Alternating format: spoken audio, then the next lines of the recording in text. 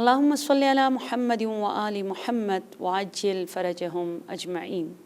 أعوذ بالله من الشيطان الرجيم. بسم الله الرحمن الرحيم. إن الله خير ناصر ومعين. السلام عليك يا أبا عبد الله. السلام عليك يا ابن رسول الله. السلام عليك يا ابن أمير المؤمنين علي بن أبي طالب. السلام عليك يا ابن فاطمة الزهراء سيدة النساء العالمين. السلام عليكم جميع الشهداء الكربلاء ورحمة الله وبركاته. قال مولانا وإمامنا علي بن موسى الرضا عليه السلام: إذا أراد الله عبدا خيرا فقذف في قلبه حب الحسين وحب زیارت الحسین علیہ السلام. ماہ ازا، ماہ حیات اسلام، ماہ حیات قرآن، ماہ بقاء کعبہ، ماہ اسیری زینب کبریٰ، ماہ شہادت سید الشہداء ابا عبداللہ الحسین، ماہ یتیمی سکینہ سلام اللہ علیہا، اور محرم الحرام کی مناسبت سے آپ تمام عزاداران سید الشہداء کو عرض تسلیت پیش ہے، اس امید کے ساتھ، اس دعا کے ساتھ کہ پروردگار عالم مجھے، آپ کو، ہم سب کو سچے اور صحیح اور ریئل عزاداروں میں قرار دے، اور ہماری عزاداری، ہمارا رونا، ہمارا رلانا، ہمارے گھروں میں فرش عزا کا بچھنا اور فرش عزا پہ بیٹھنا پروردگار عالم اپنی بارگاہ میں قبول فرماتے ہوئے ان آنسوؤں کو رومال فاطمۃ الزہرا سلام اللہ علیہا میں جگہ عنایت فرما دے. اور جو کوئی ایک آنسو اپنے مرحومین کے نیابت میں بہاتے ہیں اور جب عزاداری کے بعد اپنے ہاتھوں کو آسمان کے جانب دعا کے لیے بلند کرتے ہیں، تو پروردگار عالم ان دعاؤں کو، ان آنسوؤں کو آب کوثر کی صورت میں ساقی کوثر کے ہاتھوں سے ہمارے مرحومین کو پلانا نصیب فرما دے انشاءاللہ. واقعہ کربلا کو مختلف پہلوؤں سے اور مختلف زاویوں سے ڈسکس کر سکتے ہیں، میسیجز اس کے اندر سے نکال سکتے ہیں، اس لیے کہ درس زندگی ہے پیام کربلا، بقاء حیات ہے کربلا کے اندر، اور حلال مشکلات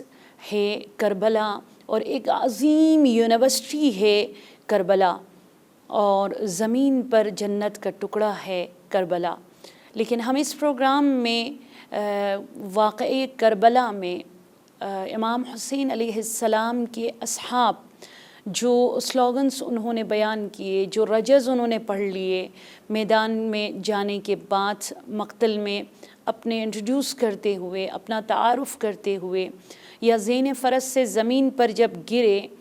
اور آخری پل جب ان کو ایک مہلت دی جاتی تھی وصیت کی، یا امام حسین علیہ السلام ان کے سرہانے پر تشریف لاتے اور ان سے آپ خواہش فرماتے کہ کوئی آخری خواہش ہو، کوئی وصیت ہو تو بتا دے، تب یہ سلوگنز انہوں نے بیان کیے، یہ رجز پڑھ لیے. ہم ان کی تشریح اس پروگرام میں بیان کرنے کی کوشش کر رہے ہیں. ہم نے نافع بن ہلال بجلی کا بتایا، ہم نے حبیب ابن مظاہر کا بتایا، اور اسی طرح اس پروگرام میں ہم نے حضرت شہزادہ علی اکبر کا بتایا، انس بن مالک کا بتایا، بے شمار اصحاب کا ہم نے ذکر کیا. اور اب ہم بیان کر رہے ہیں غیرت کا پیکر، وفا کا مرکز، علی کا شیر، قلب زینب کا سکون، اور بازوئے حسین بن علی علیہ السلام، اور سقائے کربلا باب الحوائج قمر بنی ہاشم نے جو رجز پڑھی، اس رجز کی گہرائیوں میں جا کر جو میسیجز ہے، جو پیغامات ہے، اس کو آپ تک پہنچا کر ہم اپنے وجود کو ابوالفضل العباس کے اس رجز سے منور معطر کرنے کے بعد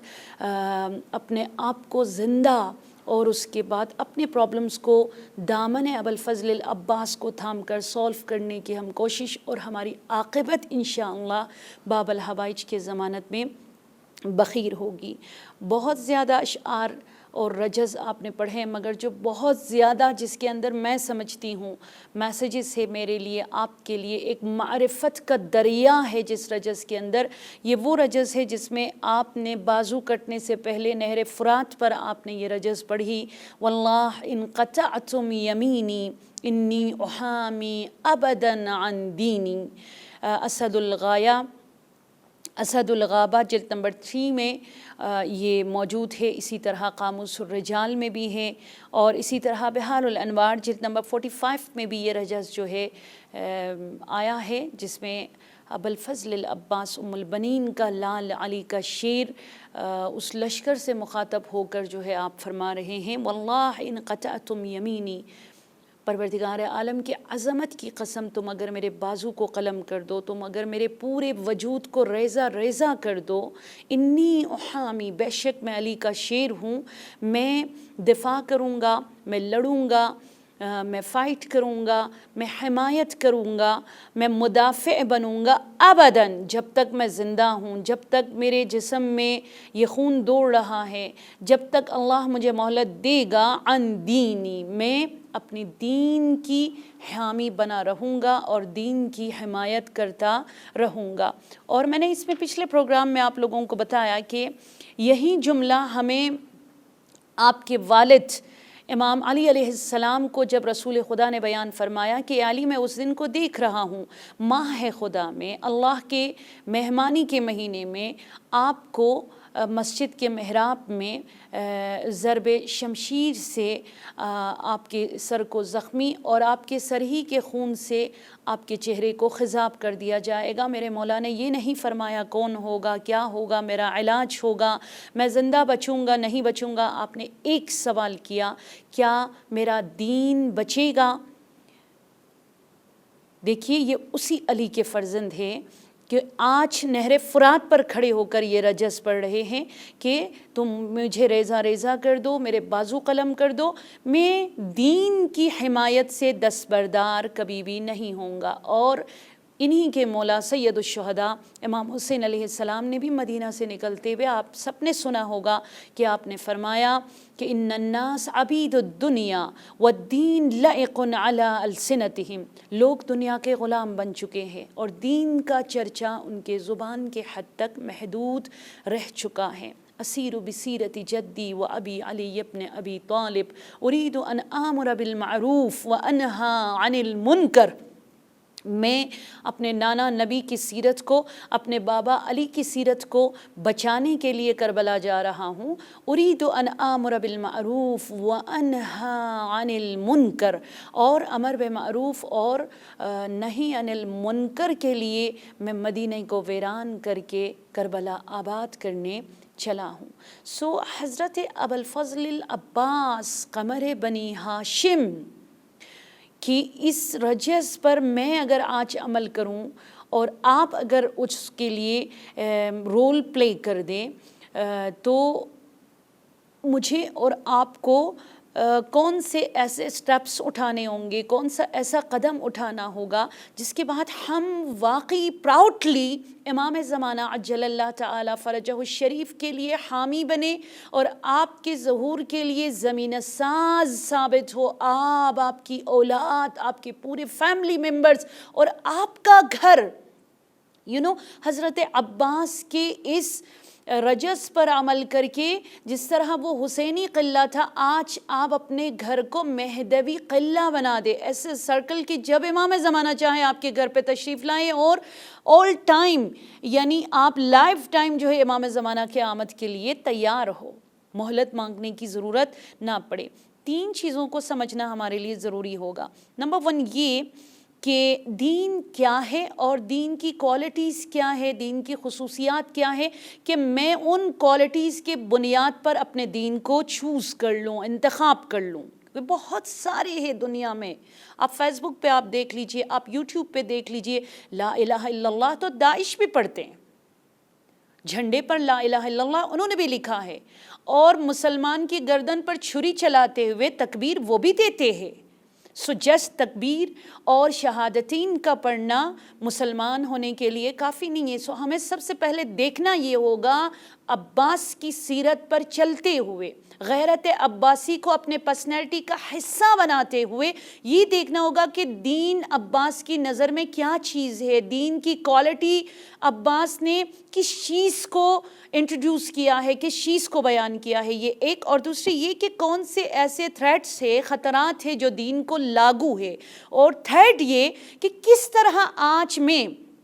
آپ جو کینیڈا میں، آپ جو یو کے میں، آپ جو یو ایس میں، آپ جو انڈیا، پاکستان، کربلا، ایران، ہم جو ہوئے، ہم کس طرح اپنے دین کی حفاظت کریں۔ یہ ٹرائنگل آپ یاد رکھیے گا، دین کی خصوصیات،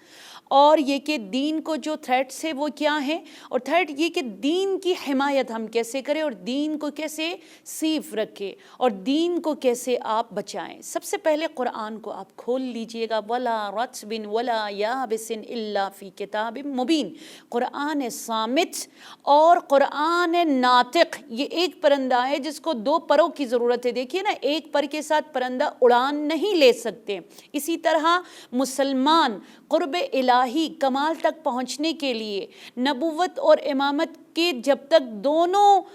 پروں کو آپ تھامو گے نہیں، قرآن اور اہل بیت دونوں کو، قرآن صامت اور قرآن ناطق، علی اور اولاد علی کو جب تک آپ ان کی ولایت کو سمجھتے ہوئے ان کی سیرت پر نہیں چلو گے، آپ کے لیے دیندار بننا پاسیبل نہیں ہے۔ سو قرآن کریم کو کھول لیجئے گا، قرآن میں دین ابراہیمی، دین محمدی، پروردگار عالم نے جس دین کو انتخاب کیا، ان الدین عند اللہ اسلام، اس اسلام کی کوالٹی کہ جس کا دفاع عباس اس انداز میں کر رہے کہ عباس نے کہا مجھے ریزہ ریزہ کر لو، میرے بازو کو قلم کر دو، انی احامی لدینی ابداً، میں تا ابد قیامت تلک اپنے دین کے لیے حامی بنا رہوں گا۔ اس دین کی کوالٹی، قرآن کو کھولو تو سورہ مبارکہ روم آیت نمبر 30 بہت اختصار کے ساتھ میں اس کو بیان کرنا چاہوں گی۔ نمبر 1 سب سے پہلی کوالٹی جو قرآن میں ہمیں نظر آتا ہے کہ دین کو صحیح طرح سمجھنا ہے، دین کی پہلی کوالٹی یہ ہے کہ بینگ نیچرل، فطرت کے مطابق ہو۔ فَأَقِمْ وَجْهَكَ لِلدِّينِ حَنِيفًا فِطْرَةَ اللَّهِ فَطَرَ النَّاسَ عَلَيْهَا، اپنے آپ کو لے جاؤ، اپنے آپ کو متوجہ کرو۔ اس آیت میں خدا فرما رہے اس پروردگار عالم کی طرح اپنے لیے خالص نیچرل بناؤ، جس نے تمہاری ہدایت کے لیے فطرت پر بنیاد، نیچرل پر بنیاد دین کو متعارف کرایا۔ آپ دیکھ لیجئے اسلام میں شادی کا جو فلسفہ بیان کیا گیا ہے، اسلام میں بزرگوں کا احترام جو بتایا گیا ہے، ایون اسلام میں جو مسواک اور دانتوں کے صفائی کے حوالے سے جو احکامات بیان ہوئے، اے ٹو زی آپ دیکھ لیجئے گا، فطرت کے مطابق جو ہے بیان کیا گیا ہے۔ اس اسلام میں کوئی ایسی چیز، کوئی ایسا راستہ، کوئی ایسا احکام، کوئی ایسا حکم نہیں ہے جو آپ کے فطرت کے مخالف ہو۔ دنیا میں ڈفرینٹ کنٹریز میں ہم جب جاتے ہیں، یا کچھ ہمارے دوسرے ریلیجن سے لوگ ہیں جو خود پریشان ہیں کہ میرے ریلیجن نے، میرے مذہب نے، میرے دین نے مجھے کچھ ایسے کاموں کو کرنے کا حکم دیا ہے جو میرا دل کبھی مانتا نہیں ہے۔ واحد دنیا میں اسلام ہے کہ آپ اس کے اگینسٹ کچھ کرو تو آپ کا ضمیر آپ کی ملامت کرتا ہے۔ اسلام آپ کو شراب نوشی سے منع کرتا ہے، اور شراب پینے کے بعد جو حالت جو کیفیت آپ پر طاری ہوتی ہے کہ آپ کو اپنے محرم نامحرم، آپ کو اپنی بہتری اور اپنا نقصان، آپ کو ایون اپنا جو مقام ہے، آپ کی اپنی اصلیت ہے وہ بھی آپ بھول بیٹھتے ہو، اور بعد میں آپ پچھتاتے ہو کہ میں نے اس حالت میں ایسا کیا کہہ دیا، ایسا کون سا قدم میں نے اٹھا لیا۔ اسلام نے آپ کو منع کیا کہ مرد جو ہے گولڈ یوز نہیں کر سکتے۔ آج سائنس نے اس بات کو پروف کر دی کہ جینٹس اگر جو ہے گولڈ یوز کرتے تو ان کے رگوں میں وہ خون، وہ بلڈ جو ہے جم جاتا ہے۔ دیکھیے نا، ہر چیز فطرت کے عین مطابق ہے۔ ریشمی لباس اگر جینٹس نہیں پہن سکتے، اس کے وجہ آج اسلام بتا رہے۔ جو کوالٹیز شادی کے لیے، نکاح کے لیے بیان کیا گیا ہے، آج دنیا دیکھ رہی ہے کہ اگر ان کوالٹیز کو آپ معیار نہ بناؤ اور آپ اپنی خواہشات کے مطابق کر لو تو 90% وہ شادی کامیاب نہیں رہتی۔ تو یہ ایک پہلی کوالٹی کہ وہ دین جو فطرت کے مطابق ہو، ٹھیک ہے، وہ دین جو فطرت کے مطابق ہو۔ ایک ایگزامپل دوں، میں افریقہ میں کہیں گئی تھی تو وہاں پر کسی نے مجھے بتایا کہ ہمارے ہاں یہ ہے کہ آپ شادی کے بعد آپ کو مجبور کیا جاتا ہے کہ آپ جنگل میں، وہ افریقن مطلب کچھ لوگوں کی یہ ماننا تھا جن کا کوئی دین ہی نہیں ہے، بہرحال جو ان کے آبا و اجداد نے ان کو بتایا کہ 40 days کے لیے آپ کو جنگل میں جانا ہوگا اور وہاں پر جا کر کچھ ایسی چیزوں کو آپ کو کھانا ہوگا جن کو کھانے کا تصور آپ نہیں کر سکتے ہو۔ آپ حلال اور حرام کے معیار کو دین اسلام میں دیکھ لے۔ اور سیکنڈ چیز کوالٹی دین کے لیے جو بیان ہوا ہے سورہ مبارکہ روم آیت نمبر 30 میں، خدا دوبارہ بیان فرما رہے دوسری کوالٹی، ذالک الدین القیم، دین اسلام وہ دین ہے جو بہت زیادہ مستحکم ہے۔ ہر چیز کے لیے دلیل، فلسفہ اور حکمت بیان ہو چکی ہے، اور اگر کسی چیز میں حکمت بیان نہیں ہوئی ہے تو وہ مصلحت کے بنیاد پر ہے، لیکن یہ کہ انسانوں کے لیے نقصان کبھی بھی نہیں ہے۔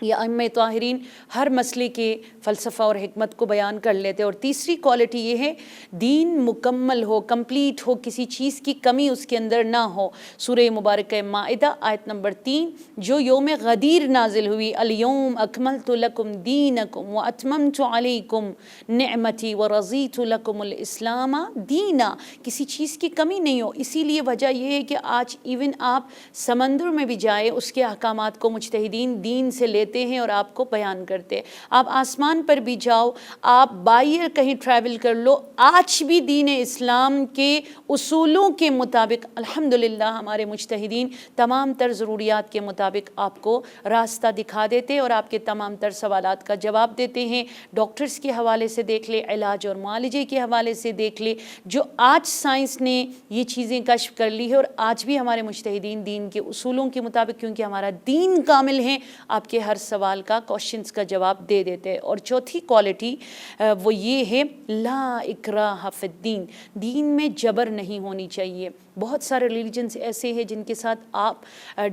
گفتگو نہیں کر سکتے ہو، آپ ڈسکس نہیں کر سکتے کیونکہ ان کو الاؤ نہیں ہے ان کے دین کے حوالے سے کسی کے ساتھ ڈسکس کرنے کی، کیونکہ ان کو پتہ ہے کہ دین ان کا مضبوط اور مستحکم نہیں ہے۔ واحد دین اسلام ہے جو مناظرے کی دعوت دیتا ہے، جو ڈسکشن کی دعوت دیتا ہے، جو مباہلہ کی دعوت دیتا ہے، جو امام رضا علیہ السلام نے جو ہے دنیا کو دعوت دے دی کہ آ جاؤ اور آ کر مجھ سے مناظرہ کرو۔ اور پانچویں کوالٹی ایزی لینا، ہر احکام اس کے اندر ما لیس للانسان الا ما سعى وما جعل علیکم فی الدین من حرج، سورہ حج آیت نمبر 78 میں خدا فرما رہے کہ دین میں کسی بھی ایسی چیز کو تم پر لاگو نہیں کیا، واجب نہیں کیا جو تمہارے لیے نقصان دہ ہو، جو تمہارے بس کی بات نہ ہو۔ اور یہی وجہ ہے کہ الحمدللہ دین اسلام کو جو کوئی سمجھنے کے بعد ایکسیپٹ کر لیتا ہے وہ سمجھ جاتا ہے کہ کس قدر خوبصورت، کامل، مضبوط، آسان اور ایزی دین ہیں، اور یہ 5 کوالٹی آپ یاد رکھیے گا۔ اس کے بعد جو دوسرے پوائنٹ تھا کہ کیا خطرات ہمارے دین کو لائق ہے، امام علی علیہ السلام مستدرک الوسائل میں اور اسی طرح جعفریات صفحہ نمبر 242 میں اور خصال جلد نمبر 2 میں ہے، من رق ثوبہ رق دینہ، جو کوئی زمانے کے ساتھ چلے اور اپنے آپ کو دیندار بنانا چاہے وہ دین کو نقصان پہنچاتا ہے۔ دوسرا پوائنٹ ہے کہ کون کون سے تھریٹس ہے جو ہمارے دین کو لاگو ہے، خطرات ہے جو ہمارے دین کو درپیش ہے، کون کون سے ایسے چیلنجز ہیں۔ اس میں سے ایک یہ ہے کہ زمانے کے ساتھ چلنے کی کوشش کرنا اور دین کو پیچھے چھوڑ دینا، یا میڈیا کو آپ دیکھ لیجئے، یا دین کے نام سے دین نما چہرے جو آ کر آپ کو دین سے منحرف کرنے کی کوشش کرتے ہیں، اور حرام لقمہ یہ سب سے زیادہ طاقتور چیز ہے جو ایک دیندار کو دین سے دور کرنے میں طاقتور ثابت ہوا ہے، اور بڑے بڑے مومنین عابدین لقمہ حرام کی وجہ سے ایک پل میں 80 سال کے عبادات کو گنوا بیٹھے ہیں۔ پروردگارہ اس قدر ہمارے رزق حلال میں برکت عطا فرما دے کہ حرام لقموں سے ہمیشہ کے لیے ہم سب کو بے نیاز فرما دے۔ اور جو تیسرا پوائنٹ تھا کہ کس طرح ہم اپنے دین کی حمایت کرے، اس کے لیے سب سے پہلے یہ کہ دین کو پہچاننا ہوگا، سیکنڈ یہ کہ دین پر عمل کرنا ہوگا، اور تھرڈ یہ کہ دین کو بچانا ہوگا۔ ہمیں ٹائم نہیں ہے، وقت ہمارا ختم ہوا چاہتا ہے، اس لیے میں دعا کرنا چاہوں گی پروردگارہ ہمیں دین کو پہچاننے کی توفیق عطا فرما دے، ہمیں دین پر عمل پیرا ہونے کی توفیق عطا فرما دے، ہمیں دین کو بچانے کی اور دین کے ذریعے اپنے آپ کو ہر شر اور آفات سے بچانے کی توفیق عطا فرما دے۔ باب الحبائج ام البنین کے لال حضرت عباس کا واسطہ ہے، ہمارے جوانوں کو غیرت دینی عطا فرما دے، دین کی غیرت کا زیور پہنا دے، ہمارے بچیوں کو حیا کا زیور پہنا دے، ہمارے جوانوں کی عاقبت بخیر فرما دے، جو بے روزگار ہیں انہیں روزگار فراہم فرما دے۔ پروردگارہ جیسے علی چاہتا ہے، جیسے حسین چاہتے ہیں، ویسے ہی دیندار اور آزادار بننا نصیب ہو، ہمارے مرحومین کی درجات کو بلند فرما دے، ہماری آزاداری اپنے بارگاہ میں قبول اور ہمارے تمام تر بیماروں کو شفائے کامل و عاجل عطا فرما دے۔ بہت اختصار کے ساتھ ایک وظیفہ بتاتی چلوں، حضرت آیت اللہ عظمیٰ نقودکی سے اور مجتہدین سے ہے کہ آپ جو ہے 3 دن کے لیے حضرت